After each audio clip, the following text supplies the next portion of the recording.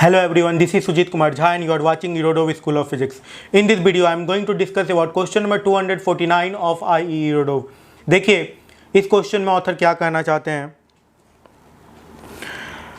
A uniform disk of radius capital R is spun to the angular velocity omega and then carefully placed on horizontal surface. How long will the disk be rotating on the surface if the friction coefficient is equal to K? The pressure exerted by the disk on the surface can be regarded as uniform. देखिएगा एक disc है जो angular velocity omega के साथ rotate कर रहा है और उसको प्लेस कर दिया गया है, उसको रख दिया गया है एक रफ सरफेस पे और बोला जा रहा है कि कितने देर तक वो डिस्क रोटेट करता रहेगा यदि सरफेस का फ्रिक्शन कोफिशिएंट का वैल्यू k है. ठीक है, ये क्वेश्चन में कहा जा रहा है. तो देखिए इस तरह के क्वेश्चन को कैसे बनाया जाए. तो ये डिस्क है, ये इसका टॉप व्यू देख रहे हैं. ठीक है, और ये ओमेगा एंगुलर वेलोसिटी के साथ घूम रहा है. इसको रख दिया गया सरफेस पे, रफ सरफेस पे. अब क्या होगा, ये इस पे फ्रिक्शन का टॉर्क अपोजिट डायरेक्शन में लगेगा, पूरे सरफेस पे लगेगा. इस कारण से ये रुक जाएगा. कितने देर के बाद ये रुक जाएगा, यही क्वेश्चन में.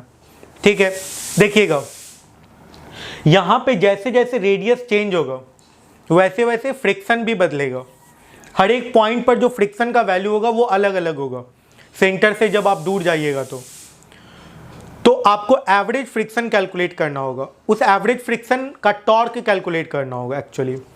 ठीक है, तो उस एवरेज फ्रिक्शन का जो टॉर्क होगा फिर आप कैलकुलेट कर सकते हैं एंगुलर रिटार्डेशन आई अल्फा करके. फ्रिक्शन का जो टॉर्क प्रोड्यूस करेगा, ठीक है, वो एक तरह का एंगुलर रिटार्डेशन देगा, प्रोवाइड करेगा. और एंगुलर रिटार्डेशन के कारण इसका एंगुलर वेलोसिटी घटेगा, डिक्रीज करेगा. कितने देर के बाद रुक जाएगा. सबसे पहली बात कि आपको फ्रिक्शन के कारण टॉर्क निकालना है. स्टूडेंट कंफ्यूज कहाँ पे करते हैं, वो सीधा फ्रिक्शन कैलकुलेट करते हैं, उसके बाद फिर फ्रिक्शन का टॉर्क कैलकुलेट करते हैं. ठीक है, और फिर उसको आई अल्फा से इक्वेट करके angular acceleration, angular retardation calculate करते हैं, जो कि गलत है. वैसे नहीं होगा. देखिए इस क्वेश्चन को कैसे बनाया जाएगा. ठीक है, समझिएगा इस चीज़ को. आपको क्या करना है, x डिस्टेंस जाके एक dx विड्थ का रिंग कंसीडर करना है. ठीक है, इसका जो मास होगा वो पूरे एरिया में होगा. तो मास पर यूनिट एरिया क्या हो जाएगा, m/πr². तो ये जो डिस्क आपने कंसीडर किया है, इसका एरिया कितने के बराबर है, 2πx dx. रिंग जो आपने कंसीडर किया उसका विड्थ dx और रेडियस है x, 2πx dx उसका एरिया हो जाएगा. तो 2πx dx. इस तरीके से आपने मास कैलकुलेट कर लिया. पाई से पाई कैंसिल आउट हो गया, तो dm का वैल्यू आ गया m/r², 2m/r² x dx. ये आ गया dm का वैल्यू. तो इस पर जो ग्रेविटेशनल फोर्स, या इस पर कह सकते हैं जो नॉर्मल जो लगेगा, वो n का वैल्यू, dn का वैल्यू जो होगा वो कितने के बराबर होगा, dmg के बराबर होगा. तो वो जो नॉर्मल होगा, छोटे से पतले से रिंग dx विड्थ के रिंग पर जो नेट नॉर्मल रिएक्शन फोर्स लगेगा, that normal reaction force is given by 2m/r² x dx into g. तो इसको g से मल्टीप्लाई कर देते हैं, x dx. ये आ जाएगा. इसके कारण जो फ्रिक्शन लगेगा dfr, वो कितने के बराबर हो जाएगा, k इंटू dn. k यहाँ पे फ्रिक्शन कॉफिशिएंट है, k इंटू dn पुट कर देते हैं.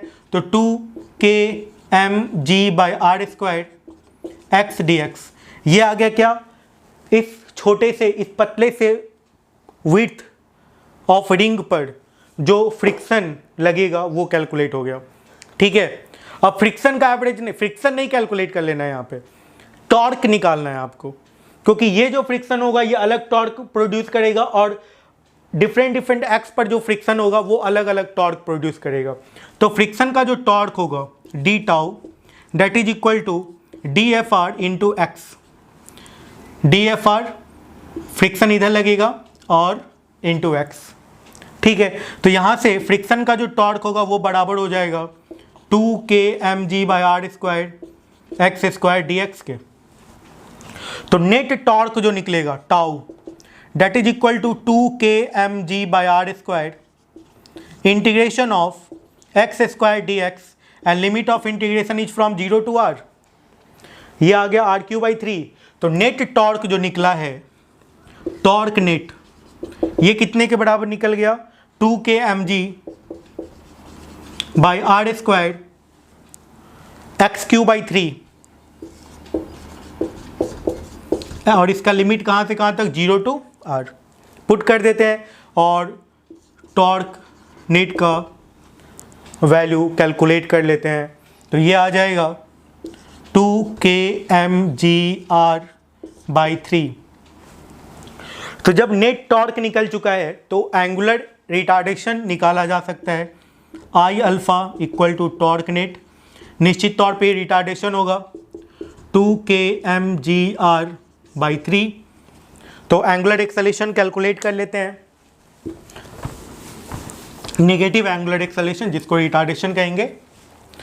तो डिस्क है, ये डिस्क का मोमेंट ऑफ इनर्शिया होता है mr²/2 mr²/2 into alpha and that is equal to 2kmg/r/3।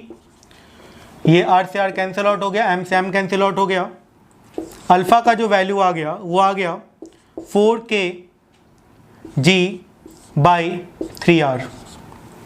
ये आ गया एंगुलर एक्सेलेरेशन, एंगुलर रिटार्डेशन आप कह सकते हैं। ठीक है, ओमेगा से घूम रहा था, कितने देर के बाद ये रुक जाएगा? तो ओमेगा इक्वल टू होता है ω0 माइनस अल्फा टी। ये 0 हो गया और ω0 का वैल्यू ओमेगा दिया हुआ है और अल्फा का वैल्यू हम लोगों ने निकाल लिया है 4kg/3r into T.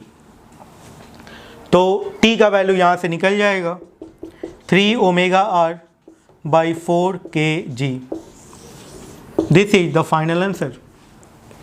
Thank you.